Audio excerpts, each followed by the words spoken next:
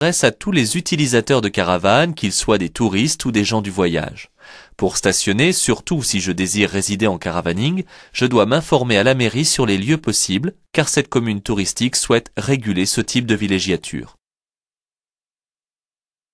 Je dois vérifier que j'ai suffisamment de carburant pour traverser un tunnel, et plus particulièrement celui-ci qui mesure plus de 10 km. Il m'en coûterait une amende et le prix d'une dépanneuse, comme sur l'autoroute, si je tombais en panne de carburant à l'intérieur. C'est une règle générale. Un panneau de prescription prend fin à l'intersection qui suit. Il sera donc éventuellement répété après l'intersection. Il n'existe pas de panneau de fin d'interdiction de stationner, hormis celui de fin de zone. Ce n'est pas ici l'entrée d'une zone, donc pas de panneau pour mettre fin à cette interdiction. La règle est logique et simple. Je dois céder le passage aux usagers arrivant en face si un obstacle m'oblige à dévier ma trajectoire. C'est ici le cas. Cette technique est souvent utilisée en région enneigée. La raison en est simple, c'est pour que le caoutchouc ne colle pas sur le verre du pare-brise avec le gel. Afin d'assurer la visibilité tout autour du poste de conduite, je vais dégager la totalité de la voiture de sa gangue de neige. Pour l'instant, je circule sur une chaussée comportant 2 voies de circulation et à droite une voie réservée à l'insertion. Les panneaux signalent une réduction du nombre des voies. Je vais passer de 2 voies à une seule. Cela signifie que la voie de droite va bientôt être supprimée, puis plus loin, celle de gauche. Il est parfois utile en tournant à gauche d'utiliser la voie de stockage avant de s'insérer dans l'axe de la rue. Je dois ensuite rejoindre la voie de circulation à ma droite, mais pas sans avoir au préalable contrôlé si celle-ci est libre.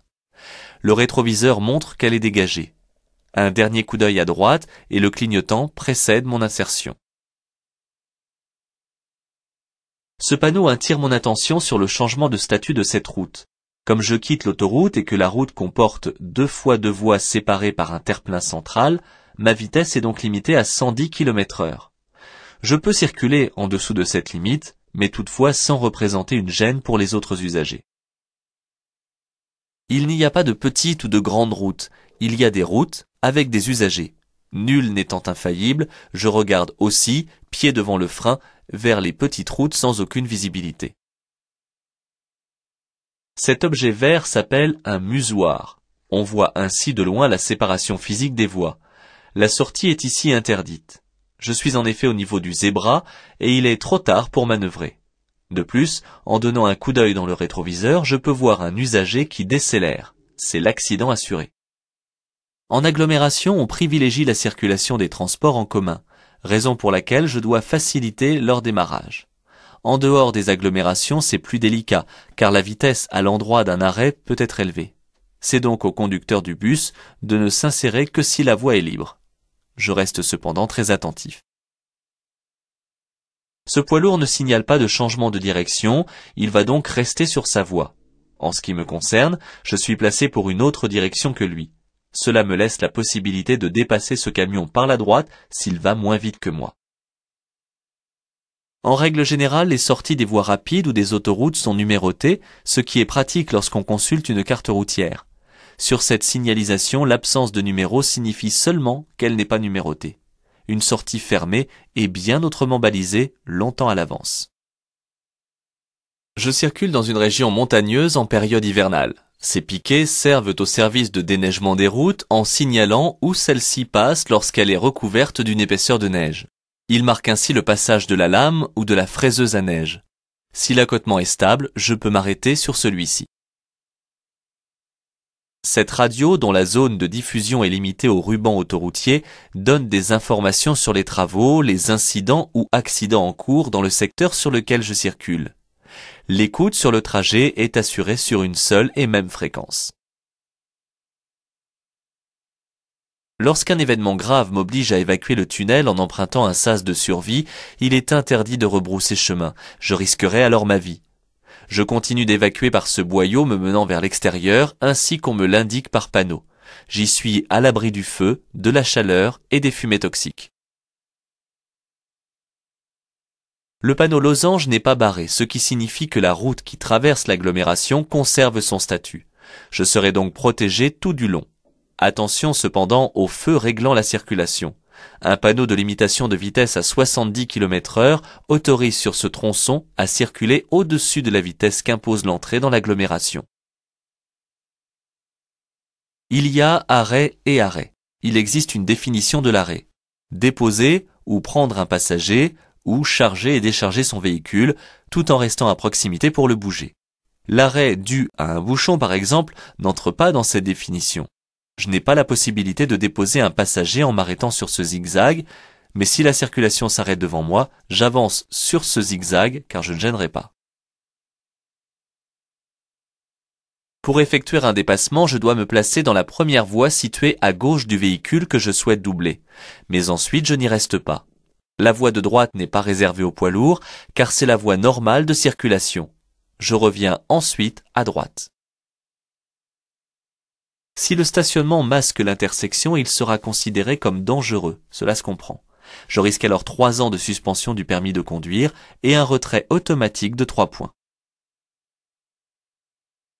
L'accotement à droite est assez large pour qu'un véhicule puisse se ranger sans gêner, et la ligne de rive est discontinue. Je peux donc stationner à droite. Je ferai attention en ouvrant la portière. Lorsque je dépasse un poids lourd, mon véhicule est aspiré par un trou d'air puis repoussé par les turbulences. Je vais ici les subir à 3 reprises. Je dois donc veiller à maintenir mon volant correctement pour corriger en souplesse les déviations de ma trajectoire.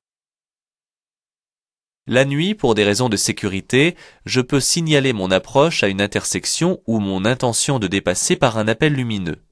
L'appel doit rester bref pour être efficace et compris autrement que comme une agression. En aucun cas je ne suis autorisé à passer parce que j'ai effectué un appel de feu. C'est un simple avertissement de présence.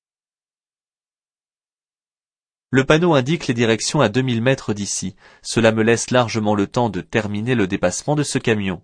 Je n'accélère pas plus et je reviendrai tranquillement à droite. Il ne faut pas oublier que des angles morts existent sur les voitures. Avant de m'insérer en utilisant une voie d'accélération, je vais en tout premier lieu regarder directement l'ensemble des voies. Ensuite, ce rétroviseur me sera très utile pour observer l'usager qui arrive et savoir si je peux me lancer ou si je régule ma vitesse pour sortir derrière lui. Enfin, un coup d'œil latéral s'impose avant de changer de voie. En région montagneuse, il est recommandé de monter des pneus neige thermogomme dès les premières gelées. Ils ne remplacent pas les chaînes lorsqu'elles sont obligatoires, mais permettent de mieux adhérer sur les surfaces froides. Parfois, le panneau de chaîne obligatoire est complété par un panonceau autorisant les pneus neige en lieu et place des chaînes. La règle oblige à circuler à droite de la chaussée autant que son profil ou son état le permettent. Avec une bonne visibilité sur une petite route étroite, je ne suis donc pas obligé de serrer strictement le bord droit. Je dois cependant m'écarter d'1,50 m des piétons, mais aussitôt revenir bien à droite à cause du croisement plus loin avec un cycliste. Ce panneau indique une curiosité, un monument ou un site touristique visible de l'autoroute. Il suffit de diriger son regard dans le sens de la flèche. Les monts de la Madeleine sont en face de moi. Je vais devoir m'arrêter pour laisser traverser les piétons. La distance de freinage sur la glace ou sur la neige est beaucoup plus longue que si la chaussée est seulement humide. Pour prévenir ici un arrêt, je circule lentement et je ne freine pas. Je laisse le véhicule s'arrêter seul sur son inertie. Le bruit des chaînes saura avertir avec fracas la limite de vitesse que naturellement on ne peut pas dépasser. Au-delà de 30 km/h, je risque de créer de sérieux dégâts dans les passages de roues. La signalisation peut sembler contradictoire, mais il n'en est rien. En effet, le losange barré n'indique qu'une seule chose, la fin du caractère prioritaire de la route. Ensuite, c'est à moi de regarder aux intersections quel est le régime des passages. Ici, je suis protégé par un stop dont je vois la ligne d'effet au sol. La ligne de rive continue à ma gauche confirme que les 2 voies sont affectées à mon sens de circulation. Je peux donc tranquillement suivre le 4x4 devant moi pour dépasser le camion. Cependant, je dois veiller à maintenir une distance de sécurité suffisante entre nous. Je ne sais pas depuis combien de temps ce bloc de feu est vert. Il peut donc passer d'un instant à l'autre au jaune fixe, puis au rouge. Je dois donc placer mon pied devant le frein et ralentir afin de pouvoir m'arrêter en toute sécurité. Il est inutile de couper le moteur à l'arrêt au feu, car je ne reste pas assez longtemps immobilisé. Redémarrer le moteur demande en effet de l'énergie et je n'y gagnerai rien. Je le laisse tourner au ralenti sans donner de coup d'accélérateur. Les voies surplombées d'un petit camion et d'un hexagone jaune sont réservées aux abonnements des poids lourds. Les croix rouges signifient que les voies sont fermées. Il reste 2 voies avec une flèche verte qui laisse le péage accessible à tous les usagers. Je me présente à celle qui est devant moi. Contrairement à ce qui doit se pratiquer, je n'attends pas d'être engagé dans la voie pour ralentir. J'y entre à 90 km/h. Cela se comprend au regard de la longueur dont je dispose pour ralentir. Je signale à l'avance mon intention de sortir. Je circule sur autoroute dans la voie la plus à droite. Je peux me diriger vers la sortie numéro 9, mais je suis également bien placé pour aller en direction de Paris. Si j'avais été dans la voie de gauche, je n'aurais pas pu sortir. Il ne faut pas voir l'environnement avec des œillères, car ici, il ne peut pas y avoir un stop à notre attention. La ligne d'effet concerne la route à droite, sinon elle serait devant moi. Le panneau stop est tourné ainsi pour une raison que j'ignore. Je circule sur autoroute et j'arrive au péage. La signalisation indique que pour payer auprès d'un péagiste, je dois utiliser la voie de droite. Je vais donc contrôler derrière et à côté de moi, puis indiquer que je me dirige vers la droite. La visibilité est fortement réduite par temps de pluie. C'est pourquoi j'allume directement les feux de croisement. L'usage du feu arrière de brouillard est interdit car il éblouit les usagers qui me suivent. Mais je peux allumer les feux de brouillard avant si la pluie devient dense. Pas de feu de position seul en dehors d'une agglomération bien éclairée la nuit.